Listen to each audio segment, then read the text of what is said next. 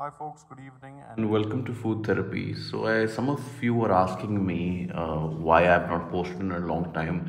The thing is that I've obviously kind of built the channel around pizza reviews, and I was kind of off pizzas for a while. Believe it or not, once in a while, your blood tests come up, your reports come up, and you kind of have to cut back on certain food. So I was kind of avoiding pizza for a while, which actually gave me the time to experiment with what can I do that's probably not as unhealthy as a pizza, but still fairly healthy.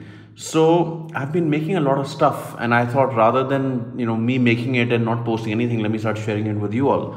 So what we have in front of us here, it's a baked chicken. It's a boneless baked chicken breast. I like to call it avocado chicken. So I'm going to put the ingredients in the description before we get started. And I'm trying it with you guys here. I mean, there'll be a very genuine FT score at the end of this. But to give you an idea about how we're going to make this, and I'll put this in the description as well. So we're going to take our standard chicken breast boneless. I ordered it from Licious. You can get it from anywhere. And normally I marinate it for at least 12 hours if I'm making a Indian butter chicken or some tandoori chicken or something. But for this kind of a dish, just 1 hour of marination is perfect. 1 hour minimum. Anything more than that is great. But if you don't have time, 1 hour is fine as well. So what we're going to do is we're going to open up our packet and put our chicken in a bowl, and we're then going to marinate it with salt, black pepper, about 3 tablespoons of dahi yogurt, and some red chili powder. And what I really enjoy adding is the chicken masala. That really adds a lot of flavor to the meat. I normally puncture the meat with a fork as well, so that is something which you can allow the flavor to really get sucked in. Other than that, we add in about 2 to 3 tablespoons of avocado oil. Bear in mind, all of this is for a half kg chicken. What I have in front of me is about 150 grams. The rest is in the refrigerator. So these measurements are for half kilo of chicken, and you let it set for an hour, and then straightforward, once it's done, stick it in the oven. I garnished it with some fresh mozzarella because I'm a sucker for mozzarella. First, I garnished it with some mozzarella, but that's about it. And straight in the oven at 220 degrees for about an hour. And if you want it to look like this, then 1 hour. If you want it to be a little lighter than this, or not as well done, then you're talking about 45 minutes. And midway through your entire time, just flip it, so it kind of gets grilled on both sides. So that's what it is. That's the process, pretty much straightforward. And this is what it comes out to. I've obviously chopped off these pieces, and let's dive straight in. So I'm going to have a nice piece. It's nicely cooked. The edges are nice, and the inside looks cooked as well, because the last thing you want is many times when I started home cooking, the biggest mistake is that I wouldn't know when it's done, and the last thing you want is to end up with meat that's uncooked. That's, I think, the worst feeling. That even beats the feeling of having hair in food. I personally feel uncooked meat is, you kind of feel like you're just taking a bite out of the animal directly, which is terrible. So cooked meat, I prefer. So I don't mind if it's a little more well done than others. So anyway, here's a first bite that I'm going to take. By the way, along with this, I got some chopped salad along with me. And this is some homemade coriander and garlic chutney. So we're going to try that out as well. I know it's got coriander and garlic. I don't know whatever the hell. So one straight bite, and then we'll have one with chutney.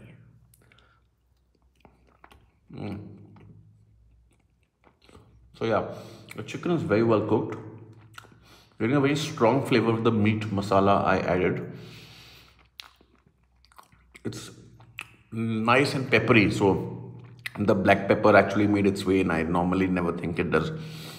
Very good, very healthy, and overall aftertaste is good as well. Not too spicy. The cheese I added, unfortunately, doesn't seem to be making a presence. I think I've pulled off a Domino's here. Some of their pizzas don't have much cheese at all, so I think we pulled off a Domino's here. I can't taste any cheese whatsoever. I don't know where the hell it went. So not too happy with that. This is bad cooking.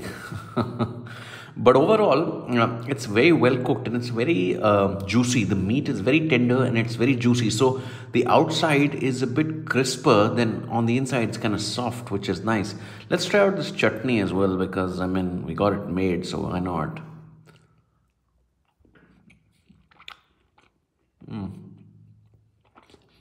It's tangy but too spicy for my liking. Overload of green chilies in there.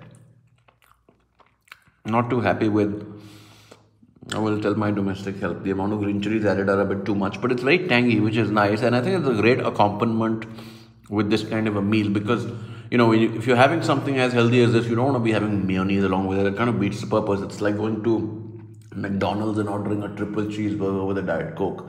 It kind of beats the purpose. So it's a nice accompaniment. I'll have this one and then let's talk. Okay, fair enough. So it's made well, and the point here is the experimentation options are endless, really. How you want to season it, how you want to bake it, how long you want to bake it, how you want to marinate it. The options are endless, really, and that I think adds to the uniqueness of it. I'm pretty sure at any good restaurant, half as decent, where you'd ordered this kind of a dish from, you're looking at no less than 400-500 bucks. So count that as money saved. And if you're a meat eater or a non-vegetarian, please try this at home once. It comes out well. It's not too bad. Few tries and you're good to go. It's an all-protein meal, which is great. I mean, if you're trying to cut back on carbs or fat or calories, but at heart, I'm a pizza eater, so I don't know how long I'll be able to do this. In terms of FT scores, well, it's a decent effort. We're going to go with 6 on 10. I think I can do much better than this, and I will do better than this. And I want to hear from you guys as well. If you guys have tried making at home, and tell me some interesting things. How can I take this from an FT score of 6 to an FT score of minimum 8.5? My standards are high in that sense. So thank you all for tuning in, and the pizza reviews will keep coming as well. Thank you.